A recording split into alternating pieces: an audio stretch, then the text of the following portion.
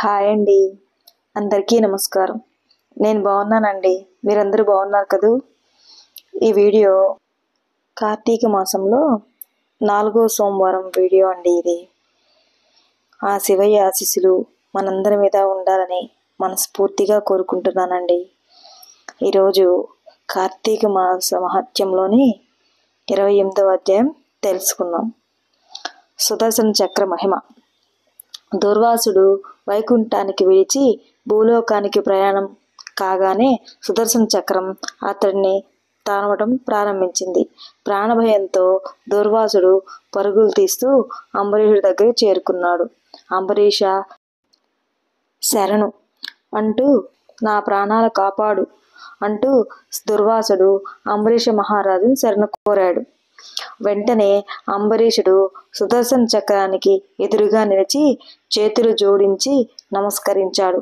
ఓ చక్రమా, నీకు మనస్ఫూర్తిగా నమస్కరిస్తున్నాను. దుర్వాస ముని తొందరపాటుతనంతో తెలియక అపరాధం చేశాడు. ఇతడు బ్రాహ్మణుడు కాబట్టి అతన్ని చంపడం ధర్మం కాదు. అతన్ని విడిచిపెట్టు. ఓ సుదర్శన చక్రమా, నీ పరాక్రమం చాలా గొప్పది. లోకాలన్నింటికీ నీ ప్రతిభ తెలియంది కాదు. శ్రీహరి చేత విడిచిపెట్టబడిన నువ్వు అనేక యుద్ధాల్లో అనేక మంది రాక్షసులను సంహరించావు అంటూ అంబరీషుడు అనేక విధాలుగా సుదర్శన చక్రాన్ని స్తోత్రం చేశాడు. అంబరీషుడు చేసిన స్తోత్రానికి సుదర్శన చక్రం శాంతించి అంబరీషుడితో, ఓ మహాభక్త, నిన్ను కాపాడడం కోసమే శ్రీహరి నన్ను ప్రయోగించాడు కానీ ఇతరుల ప్రాణాలు హరించడానికి కాదు.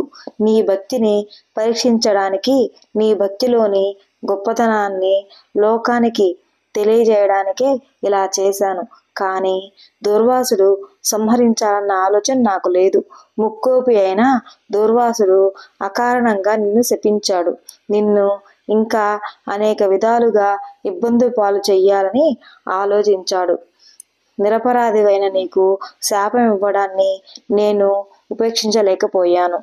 దుర్వాసుడి గర్వాన్ని అణచటం కోసమే ఇలా ప్రవర్తించానే కానీ దుర్వాసుడి ప్రాణాలు తీయడానికి కాదు. అంబరీష మహారాజా, దుర్వాసుడు కూడా సామాన్య బ్రాహ్మణుడు కాదు. రుద్ర తేజస్సుతో పుట్టినవాడు. మహాతపశక్తి సాధించాడు. అతడిలోని రుద్ర తేజస్సు ఈ లోకం మొత్తాన్ని నాశనం చేయగలదు. అంతటి శక్తి దుర్వాసుడిలో ఉంది. అతడి శక్తిలో నాతో సమానుడే కానీ నాకంటే తక్కువ కాదు. రుద్ర, విష్ణు తేజస్సులు కలిగిన వారు మాత్రమే నన్ను ఎదుర్కొనగలరు. ఈ ప్రకారం చూస్తే రుద్ర తేజస్సుతో పుట్టిన దుర్వాసుడు, విష్ణు తేజస్సు నిండిన నువ్వు మాత్రమే నాతో పోటీకి రాగలరు. పైగా తనకన్నా ఎదుటివారు బలవంతులైనప్పుడు వారితో సంధి చేసుకోవడమే మంచిది. ఈ నీతి పాటించే వారికి ఎటువంటి ఆపదలు కలగవు.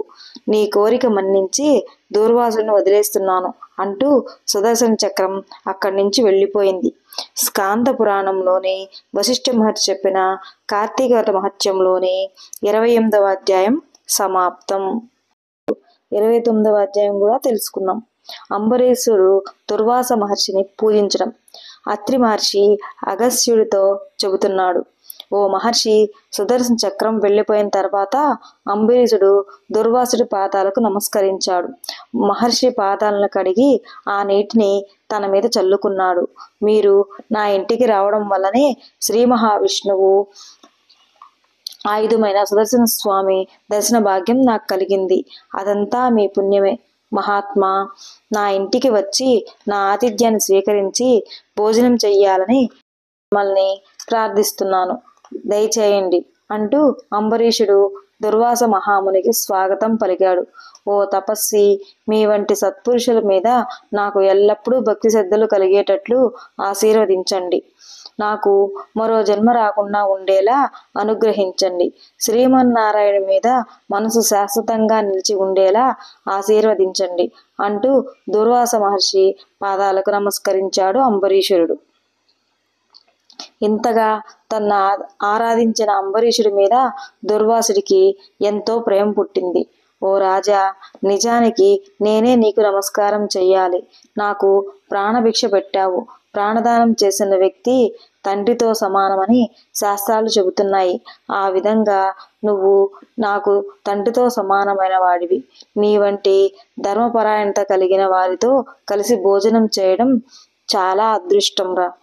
రా భోజనం చేద్దాం అంటూ అంబరీషుడు ఇచ్చిన ఆతిథ్యాన్ని దుర్వాసుడు స్వీకరించి తన ఆశ్రమానికి వెళ్ళిపోయాడు. ఈ కథంతా కార్తీక శుద్ధ ద్వాదశి రోజున జరిగింది కాబట్టి ఆ రోజు పరమ పవిత్రమైన రోజుగా ప్రసిద్ధి పొందింది. ద్వాదశి వ్రత ప్రభావం అందరికీ తెలిసిందే. ఈ రోజున విష్ణుమూర్తి యోగ నిద్ర నుండి మేల్కొంటాడు. ఎవరైతే కార్తీక శుద్ధ ఏకాదశి రోజున శ్రీహరిని త్రికరణ శుద్ధిగా షోడశోపచారాలతో పూజ చేసి ఆ రాత్రి జాగరణ చేసి వారి పాపాలన్నీ పూర్తిగా తొలగిపోతాయి.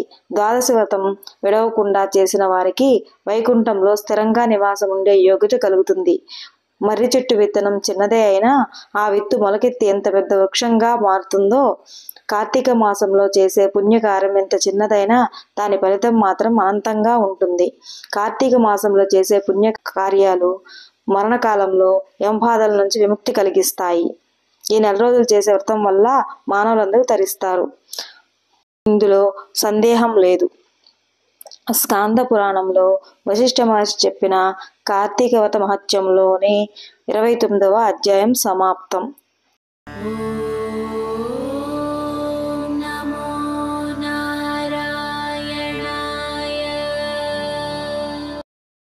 ఈరోజు 2 రోజుల కార్తీక పురాణాన్ని విన్నాం కదా.